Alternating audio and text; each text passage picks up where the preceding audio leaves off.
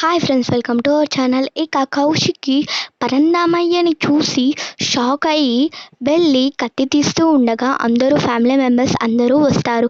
ఇక అప్పుడు కౌశికి టెన్షన్తో సురేష్తో ఇలా అంటూ ఉంటుంది, సురేష్ తొందరగా అంబులెన్స్కి కాల్ చేయి అని అంటూ ఉంటే సురేష్ మాత్రం ఇలా అంటూ ఉంటాడు, కౌశికి నాన్న చచ్చిపోయాడు అని అంటూ ఉంటే ఫ్యామిలీ మెంబర్స్ అందరూ కూడా షాక్ అవుతారు.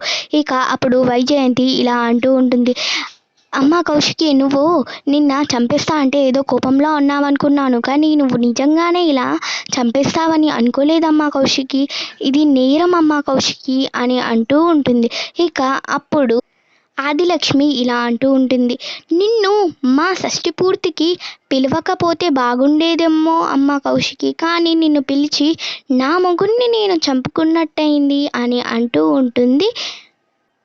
ఇక అప్పుడు పోలీస్ ఇలా అంటూ ఉంటాడు, తన చేతిలో కత్తి ఉండడం, పబ్లిక్లో చంపేస్తా అనడం చూస్తుంటే పబ్లిక్ ఎవిడెన్స్ కింద తీసుకొని కౌశికి గారిని అరెస్ట్ చేస్తున్నాం అని అంటూ ఉంటే ఒక లేడీ కానిస్టేబుల్ వెళ్ళి కౌశికికి సంకెళ్ళు వేస్తుంది.